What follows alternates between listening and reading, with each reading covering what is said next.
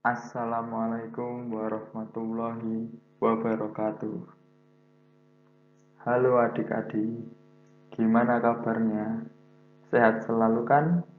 Semoga kita semua selalu diberi kesehatan oleh Allah Subhanahu wa Ta'ala. Oh iya, dan jangan lupa ya untuk tetap menjaga kebersihan dan menerapkan protokol-protokol COVID-19 dengan menggunakan masker dan hand sanitizer saat keluar rumah, karena itu adalah upaya dalam pencegahan penyebaran COVID-19. Nah, sebelum materi dimulai, perkenalkan.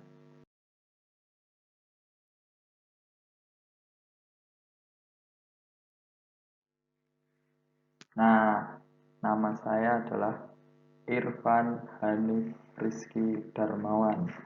Bisa dipanggil Irfan, bisa dipanggil Hanif, terserah adik-adik. Nah, saya itu lahir di Boyolali tanggal 12 Februari 1999. Alamat rumah saya Perumahan Bumi Singgil Permai, Blok B, Karanggeneng, Boyolali. Untuk nomor HP-nya 085 803 957 254. Nah, itu biodata kakak. Selanjutnya, pada pertemuan kita kali ini dalam produk kreativitas dan kewirausahaan, kita akan membahas kompetensi dasar 3.2, 4.2, yaitu menganalisis peluang usaha, produk, barang, dan jasa, serta menentukan peluang usaha, produk, barang, dan jasa. Nah, indikator pencapaian kompetensi kali ini itu adalah menjelaskan peluang dan risiko usaha, menjelaskan faktor-faktor keberhasilan dan kegagalan usaha, mengembangkan ide dan peluang usaha, menganalisis peluang usaha, produk, barang, dan jasa, serta menentukan peluang usaha dan usaha, produk, barang, dan jasa. Nah, kita langsung saja ke materinya. Mengenal peluang usaha. Nah, adik-adik ini tahu nggak sih bahwa saat ini itu sangat sulit sekali untuk mencari pekerjaan. Dari kondisi seperti ini adalah kesempatan bagi adik-adik ini setelah lulus menjadi seorang wirausahawan yang sukses. Nah, salah satu pilihannya adalah menjadi wirausahawan di bidang pembuatan produk kreatif yang dibutuhkan oleh dunia bangunan. Nah, namun untuk berwirausaha ini tentu mempunyai peluangnya sendiri-sendiri. Jadi, setiap wirausahawan harus mampu melihat peluang usaha yang dimiliki agar mereka dapat membangun usahanya itu tanpa perlu dihantui keraguan dan kegagalan. Nah, pada materi kita kali ini kita akan membahas tentang peluang usaha di bidang kreatif bangunan. Nah, jadi gimana sih? Nah, langsung saja ke materinya. Pengertian peluang usaha. Nah, pengertian peluang usaha menurut para ahli itu adalah, jadi kata peluang usaha itu terdiri dari dua kata. Yang pertama adalah peluang. Nah, peluang ini artinya adalah kesempatan, dan usaha sendiri itu artinya adalah upaya dengan berbagai daya untuk mencapai tujuan atau sesuatu yang diinginkan. Nah, seperti itu. Jadi secara sederhana itu pengertian peluang usaha adalah kesempatan yang dimiliki seseorang untuk mencapai tujuan, baik keuntungan, uang, atau kekayaan, dengan cara melakukan usaha yang memanfaatkan berbagai sumber daya yang dimiliki. Lanjut ke slide berikutnya ya. Nah, sekarang adalah tujuan dan manfaat analisis peluang usaha. Jadi tujuan disusunnya analisis peluang usaha itu adalah untuk memastikan apakah suatu usaha itu yang kita jalankan itu layak atau tidak untuk dilaksanakan, serta kita dapat mengetahui prospek usahanya. Nah, analisis ini bisa dilakukan dengan melakukan observasi langsung ke konsumen dengan tujuan untuk mengetahui keinginan dan kebutuhan yang ada di masyarakat. Lalu setelah kita melakukan observasi itu, kita bisa membagi atau membuat segmentasi konsumen sehingga target konsumen dan keuntungannya pun lebih mudah diraih. Nah, oleh karena itu kita ini anak muda sebagai wirausahawan harus jeli terhadap perubahan yang terjadi di masyarakat. Nah, seperti itu. Dan kesimpulannya adalah produk yang dibuat itu harus menarik konsumen dengan cara, nah itu satu, memilih dan membuat produk yang bermanfaat dan berkualitas, dan laku terjual dengan harga bersaing. Yang kedua, membuat desain baru dengan harga terjangkau, membuat produk lebih cepat dan murah, itu yang ketiga. Dan yang terakhir adalah memilih dan menentukan wilayah pemasaran yang lebih menguntungkan. Lanjut ke slide berikutnya ya. Ciri-ciri usaha potensial atau usaha yang baik. Nah, yaitu mempunyai nilai jual. Yang kedua, jadi usahanya bukan sekedar ambisi, tapi sifatnya itu real atau asli. Yang ketiga, bisa bertahan lama dan berkelanjutan. Yang keempat, jadi skala usahanya itu bisa diperbesar. Dan yang terakhir, bukan bisnis musiman. Lanjut ke slide selanjutnya. Nah, selanjutnya adalah analisa parsial dan yang satu lagi adalah analisa komprehensif. Nah, analisa parsial ini bisa juga disebut dengan analisis parsial budgeting yang dipakai untuk mengukur sejumlah perubahan dalam dunia usaha. Nah, biasanya analisa parsial ini yang diteliti hanya yang berkemungkinan berubahnya tinggi, jadi seperti biaya produksi, penerimaan, dan keuntungan. Nah, untuk analisa komprehensif ini dalam usaha juga sangat perlu dilakukan karena analisis ini dilakukannya menyeluruh. Nah, analisa komprehensif ini dibagi menjadi 4, yaitu kelayakan produksi. Jadi untuk kelayakan produksi ini itu adalah produk harus dipastikan memenuhi standar pasar. Jadi kalau kita ingin menjual gudeg, nah gudeg kemasan misalnya, jadi ketahanan gudeg, rasanya, dan juga kemasannya itu juga sangat penting. Jadi analisa kelayakan produk ini penting bila Anda ingin menentukan daya tarik calon pelanggan. Jadi begitu. Lalu selanjutnya ada kelayakan industri. Nah, untuk kelayakan industri ini, jadi nilai seluruh tampilan produknya. Untuk yang selanjutnya adalah kelayakan organisasi.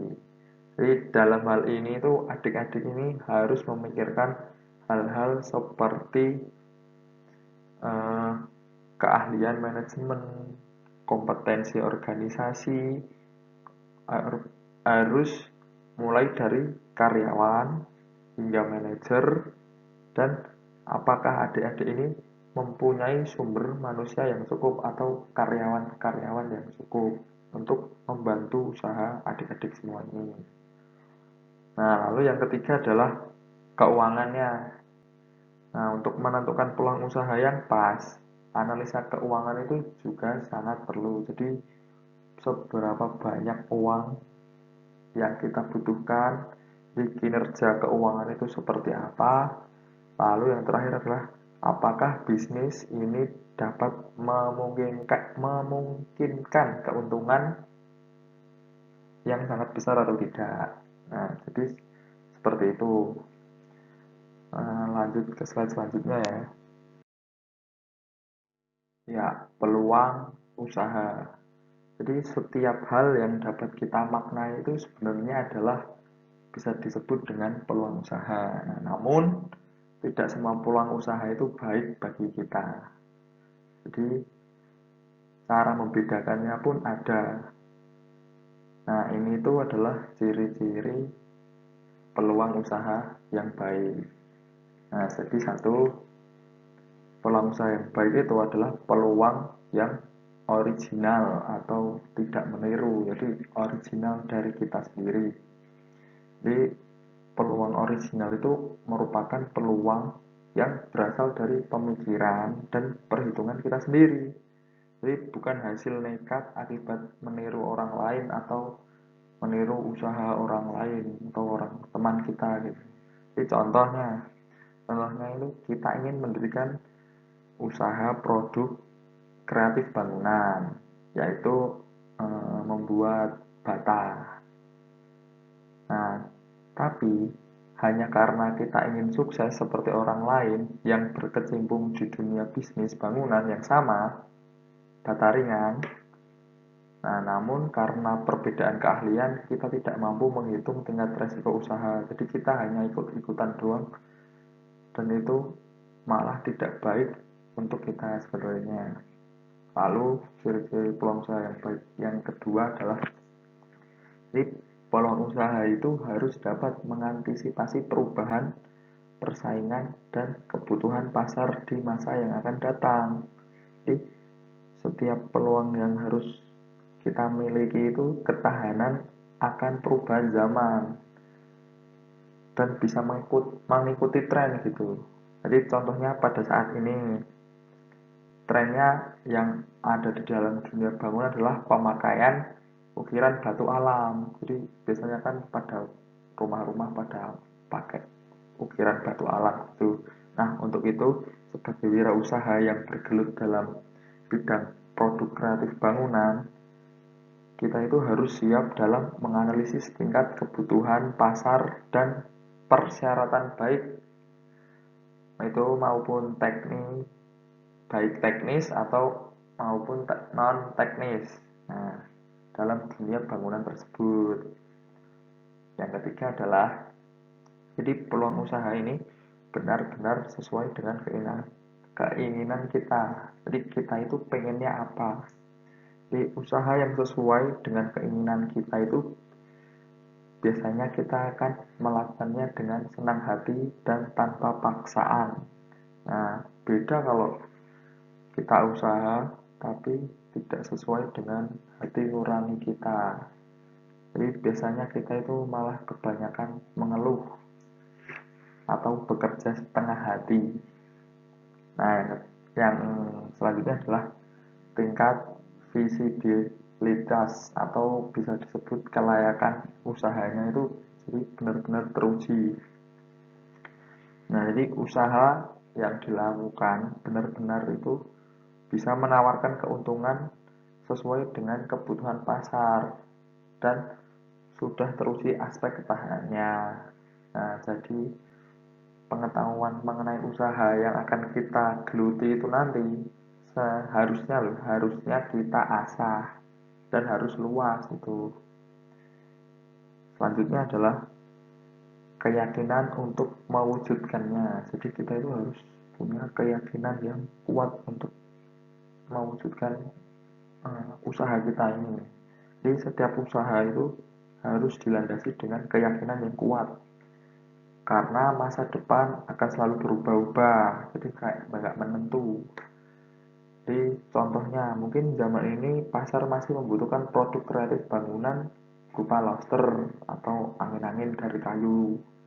Nah, namun kita kan nggak tahu pas eh, kemudian hari atau masa depan itu hal tersebut itu masih laku atau tidak. Nah, untuk itu kita itu harus yakin dalam melakukan usaha produk kreatif bangunan ini tanpa adanya keraguan. Jadi kita itu harus yakin untuk menghadapi perubahan.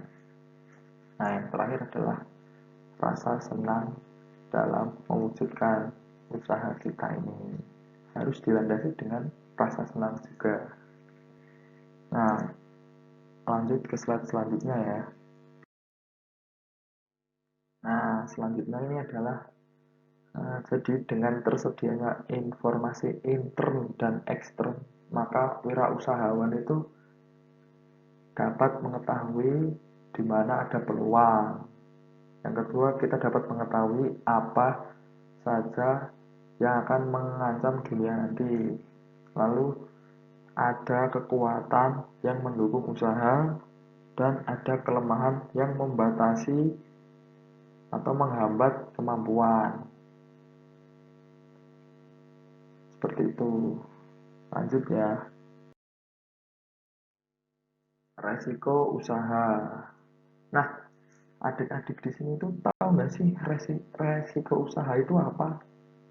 Nah, resiko usaha itu adalah di suatu bahaya atau akibat yang kemungkinan dapat terjadi pada keadaan sebuah usaha yang sedang kita jalankan maupun situasi usaha yang akan mendatang. Jadi seperti itu.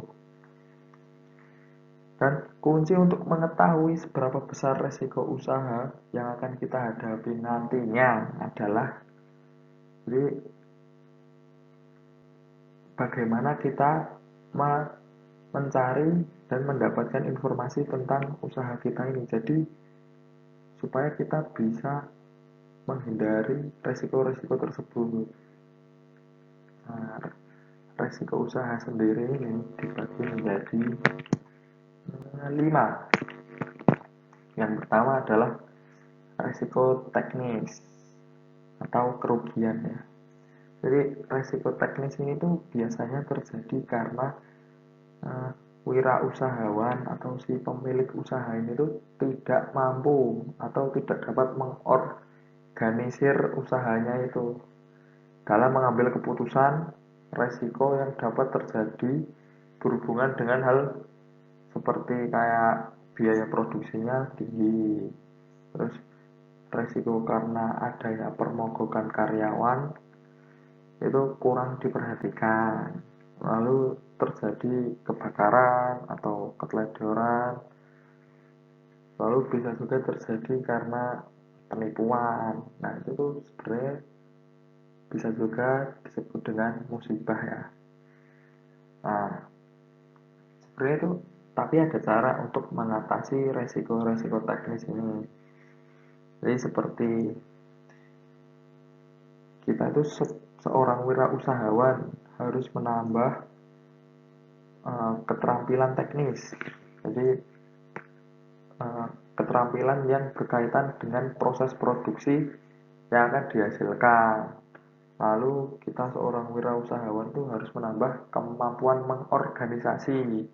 Jadi kemampuan untuk meramu yang tepat dari faktor produksi-produksi usaha. Lalu kita harus membuat strategi yang terarah di masa depan. Strategi dan tujuan yang terarah. Nah, lalu resiko selanjutnya adalah resiko pasar. Nah, resiko pasar ini biasanya terjadi karena produk yang dihasilkan itu kurang laku atau bisa dibilang tidak laku di pasar. Jadi produk yang telah biasanya produk itu jadi kuno atau akibat penerimaan revenue-nya itu terus menurun dan terjadi kerugian. Nah, biasanya resiko pasar itu terjadi karena hal tersebut. Eh, Lalu yang ketiga adalah resiko di luar kemampuan manusia.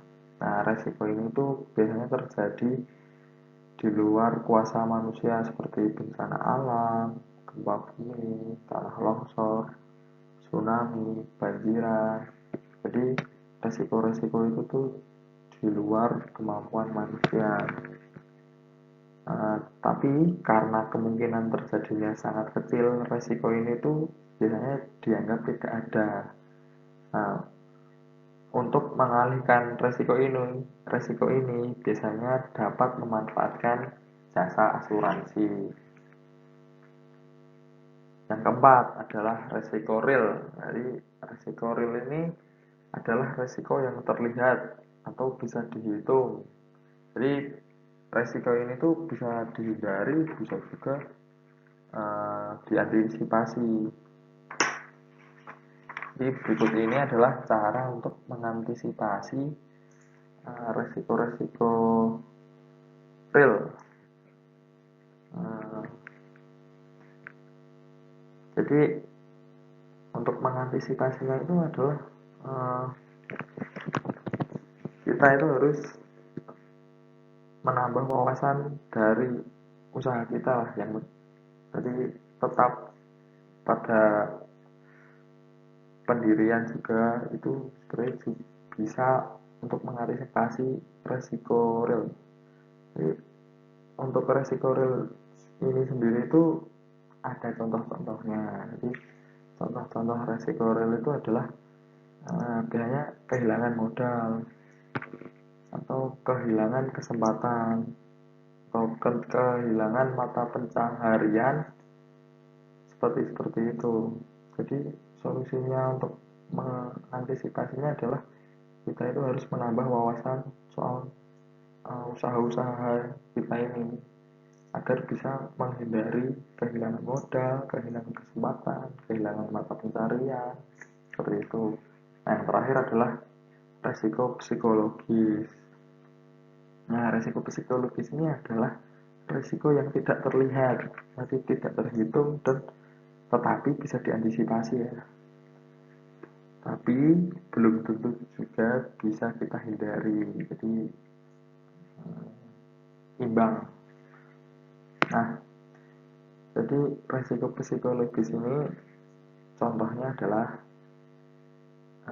kita ini kehilangan reputasi atau citra nama usaha kita. Lalu ada kehilangan kepercayaan pada diri sendiri dan orang lain dan customer. Yang ketiga ada kehilangan perasaan. Jadi membuat kita itu menjadi tidak percaya diri dalam menjalankan usaha. Yang keempat, kehilangan jati diri serta kehilangan motivasi. Nah, itu tuh resiko psikologis, lebih ke diri kita sendiri resikonya. Jadi ini tadi adalah berbagai macam resiko usaha ya. Nah, selanjutnya kita lanjut ke slide berikutnya. Nah, selanjutnya adalah faktor-faktor keberhasilan usaha. Jadi yang mempengaruhi keberhasilan usaha itu biasanya adalah percaya dan yakin akan usaha kita ini dapat dilakukan dan dilaksanakan. Lalu kita sebagai wirausahawan ini apabila ingin berhasil dalam usahanya, kita ini harus mau menerima gagasan baru dalam dunia usaha. Lalu kita harus sering introspeksi diri, cari apa yang salah dalam diri kita ini agar kita bisa membenarkan dan menjadi lebih baik. Lalu mau mendengarkan saran-saran dari orang lain dan bersemangat dan mudah bergaul. Lalu Nah, kalau tadi adalah faktor-faktor yang mempengaruhi keberhasilan usaha, sekarang ini adalah faktor yang mendukung keberhasilan usaha kita. Jadi faktor yang mendukung untuk keberhasilan usaha kita itu adalah faktor manusia. Jadi orang-orang di lingkungan kita. Jadi apakah mereka itu positif, sering mensupport kita, membantu kita, itu tuh merupakan dukungan dari faktor manusia. Yang kedua adalah faktor keuangan. Yang ketiga adalah faktor organisasi, terus faktor mengatur usaha, dan faktor pemasaran. Jadi kita itu harus pandai-pandai memilih pemasaran produk usaha kita. Selanjutnya, langkah-langkah menjadi wirausahawan yang sukses. Jadi langkahnya itu adalah kita itu harus mempunyai visi dan tujuan yang jelas. Jadi kita punya prinsip dalam menjalankan usaha tersebut. Lalu yang kedua adalah kita itu bersedia untuk mengambil resiko uang dan waktu. Kita berani bertaruh, itu namanya. Dan ketiga adalah terencana dan terorganisir. Lalu wirausahawan yang sukses itu harus mau bekerja keras sesuai dengan tingkatan kepentingannya. Lalu mengembangkan hubungan yang baik dengan karyawan dan pemasok juga. Selanjutnya, oke, kalau sebelumnya adalah faktor-faktor yang mempengaruhi keberhasilan usaha, sekarang adalah faktor-faktor yang mempengaruhi kegagalan usaha. Nah, biasanya itu wirausahawan atau pemilik usaha itu gagal karena mereka itu tidak kompeten dalam manajerial. Jadi tidak kompeten dalam manajerial itu biasanya mereka itu tidak memiliki kemampuan dan pengetahuan dalam mengelola usahanya. Nah, hal-hal seperti itu merupakan faktor yang cukup serius dalam membuat usaha kita itu menjadi kurang berhasil.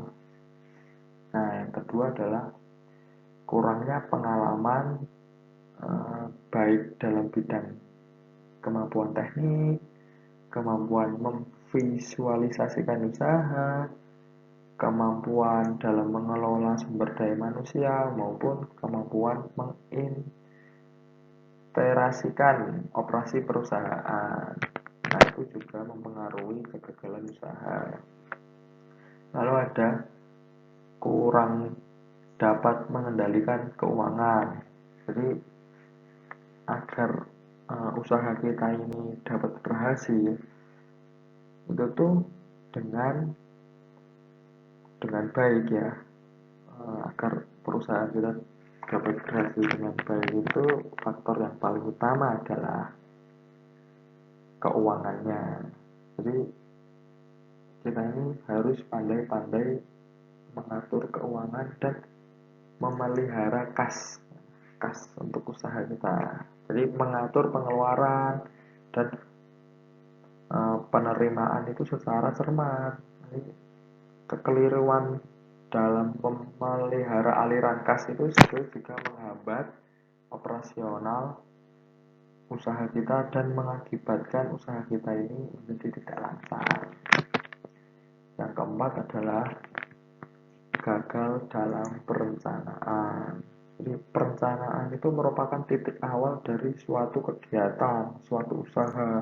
Jadi sekalinya kita gagal dalam perencanaannya itu, maka akan mengalami kesulitan dalam pelaksanaan usahanya nanti. Jadi perencanaan itu sangat penting. Lalu yang Faktor yang kelima yang mempengaruhi kegagalan usaha adalah lokasi yang kurang memadai. Jadi, biasanya kita membuka usaha yang lokasinya itu kurang strategis atau sepi, jauh dilewatin orang-orang, sepi gitu. Nah, itu kita harus mencari lokasi yang strategis, seperti di pinggir jalan raya, pokoknya jalan-jalan yang sering dilewati oleh orang-orang gitu. Jadi, lokasi yang strategis itu merupakan faktor penting juga dalam menentukan keberhasilan usaha. Seperti itu.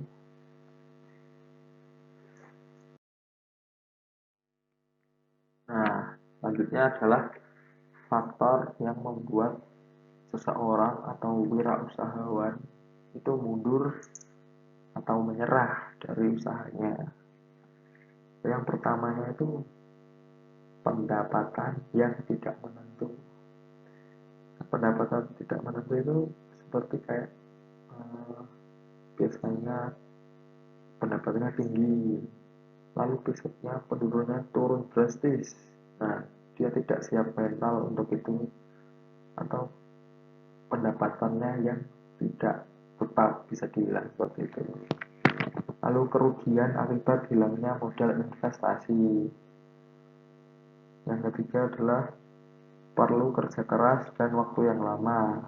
Nah, ini tuh bukan termasuk ciri-ciri wirausahawan yang baik. Jadi dia tidak mau bekerja keras dan tidak mau bersabar. Seperti itu. Lalu yang terakhir adalah kualitas kehidupan yang rendah meskipun usahanya itu baik. Jadi 4 ini adalah biasanya yang membuat faktor yang membuat seseorang mundur dari usahanya. Lanjut ya.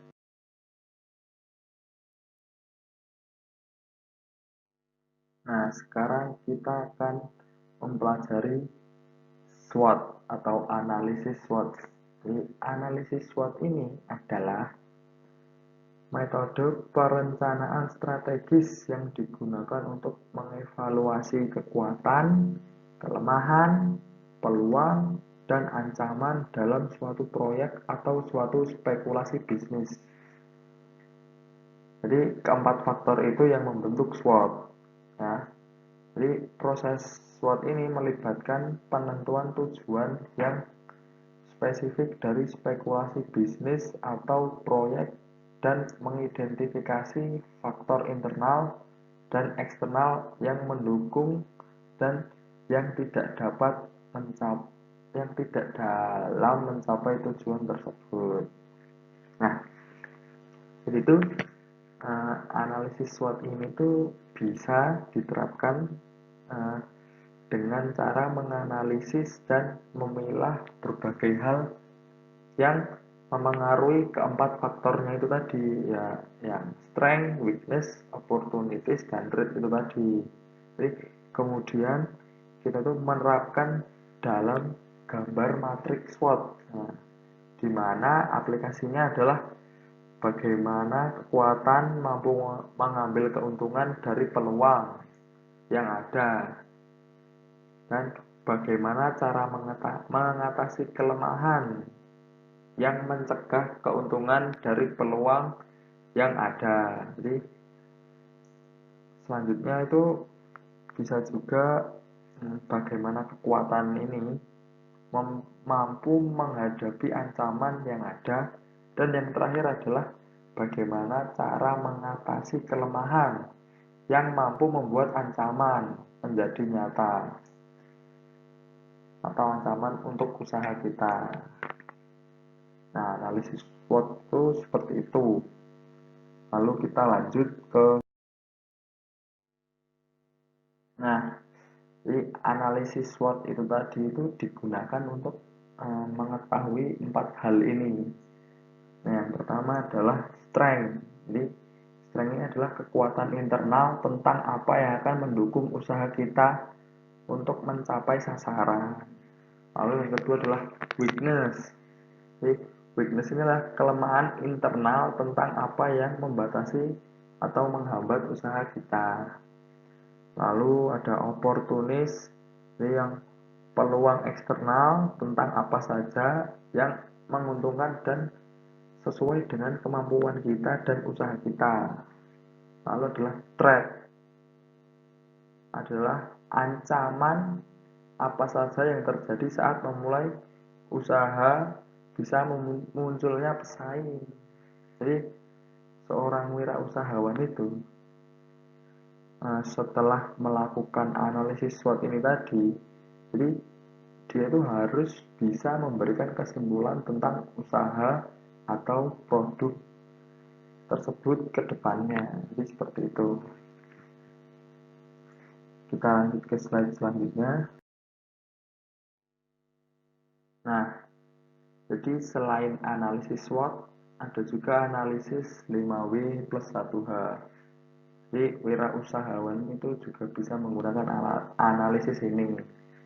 Jadi analisis 5W1H ini terdiri dari what, where, who, how, when, why.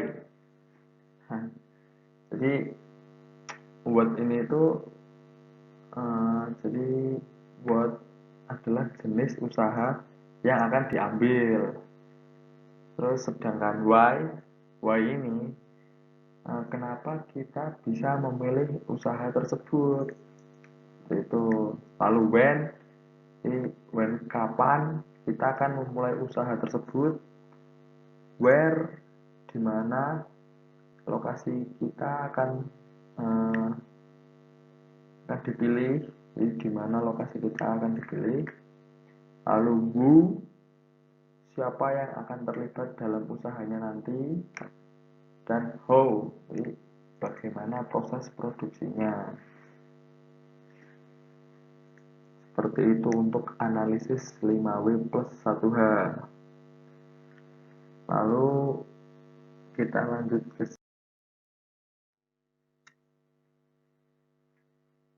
lalu ada analisis kelayakan usaha. Nah, analisis kelayakan usaha ini tuh dibagi menjadi 5. Yang pertama adalah kita harus mengamati kebutuhan apa yang paling banyak diperlukan pada masyarakat dan sekitarnya. Lalu kapan saja mereka membutuhkan barang tersebut, dan kita itu harus melihat karakteristik konsumen seperti kebutuhannya apa saja, jadi produknya bisa disesuaikan dengan segmen konsumennya. Lalu bagaimana daya beli konsumen dan bagaimana pembuatannya, apakah berkualitas atau tidak. Yang terakhir adalah lihat ada pesaingnya atau tidak. Cari peluang pasar yang belum digarap oleh pesaing. Jadi seperti itu analisis kelayakan usaha. Kita lanjut ke slide selanjutnya. Menganalisis peluang usaha berdasarkan produk, barang, atau jasa. Jadi produk itu adalah segala sesuatu baik yang bersifat fisik maupun non-fisik yang dapat ditawarkan kepada konsumen untuk memenuhi keinginan dan kebutuhannya. Jadi, dalam menganalisis produk ini yang dibuat, jadi seorang wirausahawan itu bisa mengklasifikasikan jenisnya dalam 3 tingkatan, yaitu adalah produk primer. Nah, produk primer ini adalah produk-produk yang mengacu pada penggalian sumber daya alam. Lalu yang kedua adalah produk sekunder. Nah, produk sekunder ini adalah produk yang mengacu pada pengolahan atau pemrosesan bahan baku menjadi bahan jadi. Lalu ada produk tersier, yaitu adalah produk yang mengacu pada peralatan dan pelayanan jasa. Seperti itu. Itu adalah cara mengklasifikasi, menganalisis produk. Nah, selanjutnya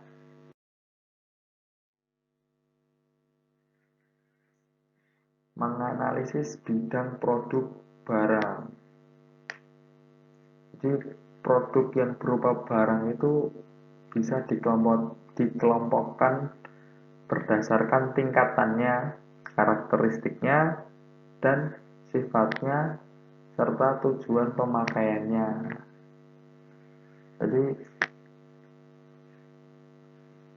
tingkatan atau levelnya barang itu dapat dikelompokkan menjadi 3, yaitu adalah inti produk atau core produk atau generic produk, yang berarti itu manfaat atau jasa inti yang diberikan oleh produk barang tersebut.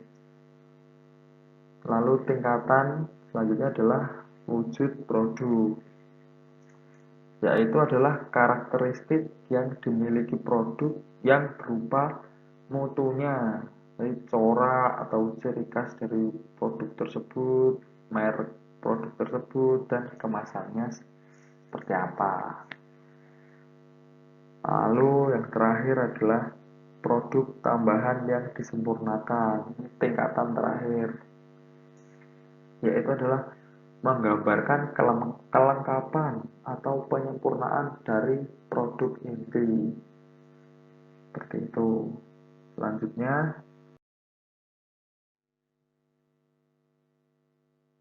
menganalisis bidang produk barang.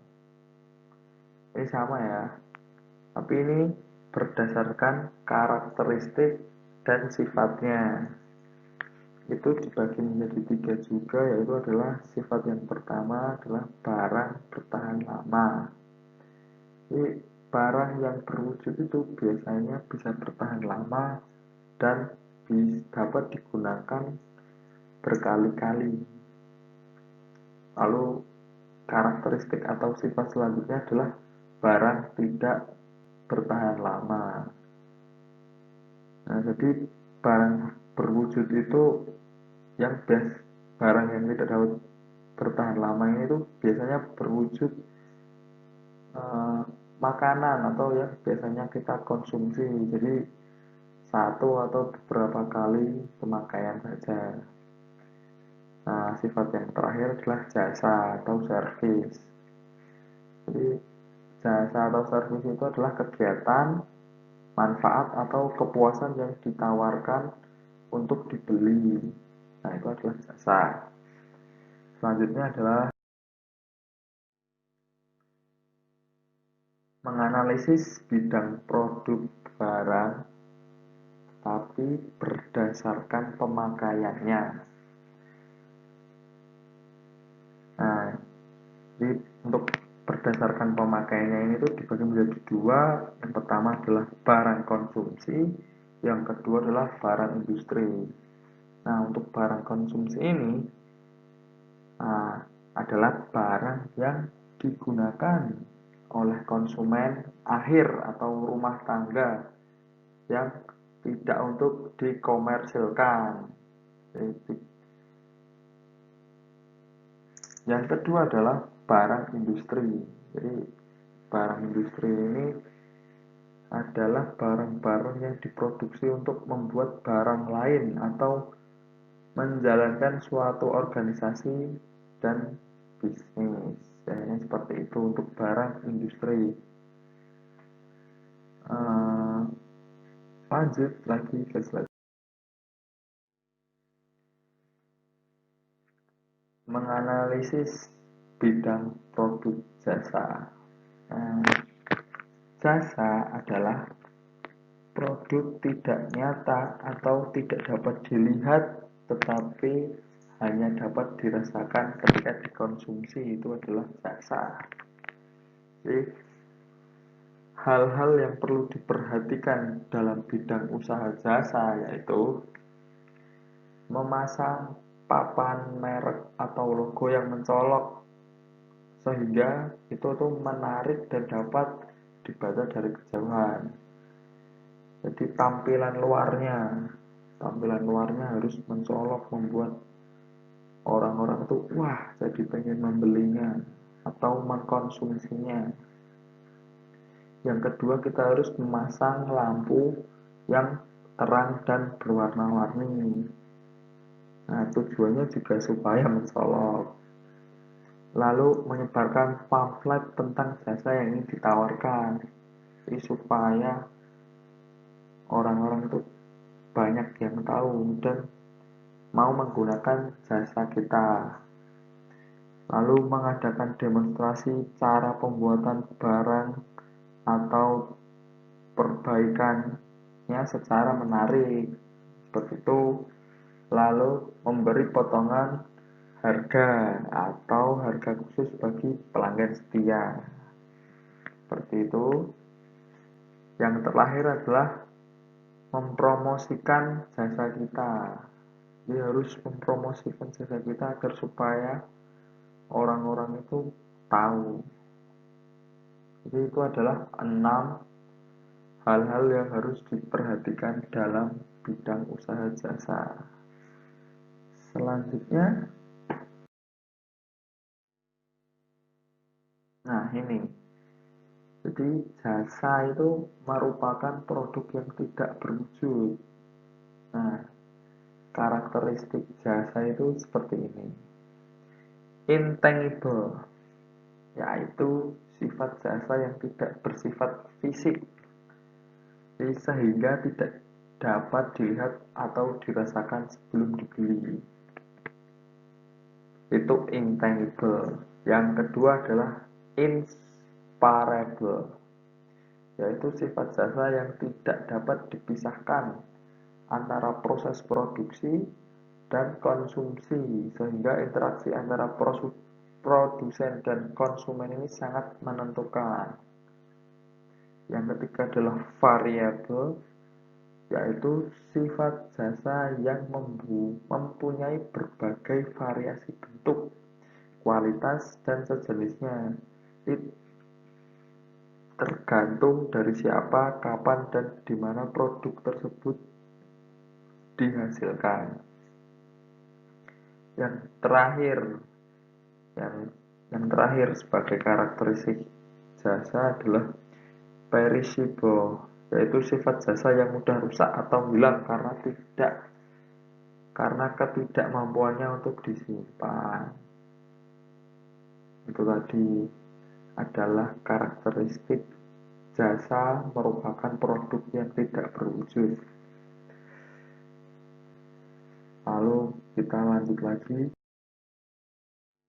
Nah, untuk yang terakhir pada materi kita kali ini adalah contoh peluang usaha saat ini. Ya, jadi untuk contoh peluang saat ini itu ada banyak sekali yang kita bisa temukan. Ya, jadi salah satunya itu adalah usaha bisnis online atau usaha online yang saat ini itu sedang naik-naiknya atau sedang booming di negara kita ini. Nah, bila dijelaskan secara mendetail, peluang usaha online saat ini itu sangat banyak ya. Jadi yang berjualan jasa, yang berjualan produk secara online itu di marketplace atau sosial media itu sudah sangat umum dan sangat sering kita jumpai. Nah, ini adalah contoh peluang usaha online yang baik ya. Ini adalah contohnya. Contoh yang pertama itu menjadi dropshipper dan reseller. Lalu menjual jasa penulisan artikel, menjadi blogger profesional, menjadi jasa desain grafis, menjual jasa pembuatan website. Nah, itu adalah contoh-contohnya. Sebenarnya ada banyak sekali peluang usaha online pada saat ini, tetapi yang saya sebutkan hanya 5 sebagai contoh untuk adik-adik semua supaya uh, tahu. Nah, untuk pertemuan kita kali ini, apakah ada yang ingin ditanyakan atau adik-adik kurang jelas? Gitu, kalau ada tolong disampaikan ya. Nah, untuk pertemuan kita kali ini saya cukupkan dahulu. Kita lanjut lain hari. Oke, terima kasih semuanya. Assalamualaikum warahmatullahi wabarakatuh.